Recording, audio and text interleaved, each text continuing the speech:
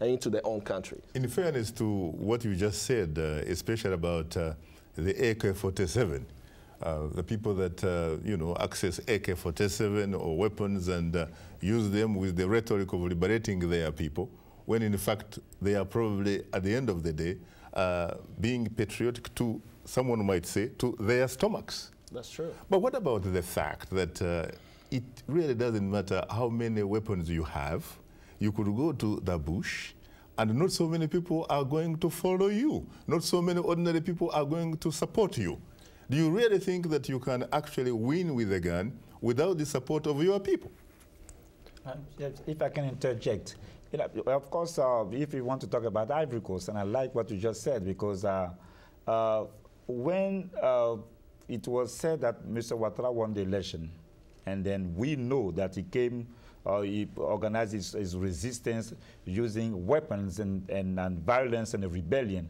And then when Gbagbo did not want to relinquish power, and then he gave a green light to his rebels to attack the army loyal to Gbagbo. Why didn't Gbagbo want to relinquish power when the international community and almost everybody said he had lost, the vote? I'm not saying that Gbagbo should have stayed in power. I'm not saying that. I'm just giving you some facts so that you can see what is going on today as we're talking about Africa. So when the UN and the French troops, you know, and the French helicopters bombed the army of Ivory Coast, of which Mr. Ouattara was supposed to be the commander-in-chief, today he's in power. He's been there. He's been the effective president of Ivory Coast for 7 or 8 months. So what do we see? Looting, robberies, killing, extrajudicial killings, rape. This is what we see today. I see. So how somebody, usually you govern through the means by which we come to power. And so somebody like Obama, who is one of my heroes, I think that he put the reputation of his country and his own reputation on line when he was thinking that destroying Gbagbo, he was supporting democracy through Mr. Ouattara. And today, they cannot even talk about the turnout of the legislative elections because it could not even reach 20%. It was 35% from what I have seen. No, that's the numbers they fixed.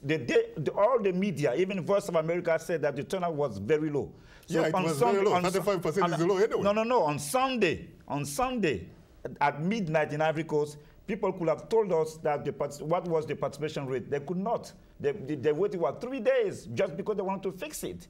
The same thing they did during the presidential election. When you guys believe when that... When you say they, who are you talking about? Who are I'm they? talking about the people who support Ouattara. The same thing they did during the turnout in November 28th. The participation rate could not be 80%. And the French 24 reported that it was going to be 70%. But when they declared the winner, they said it was 81%. That's the same thing we're seeing today, but they're living in a denial.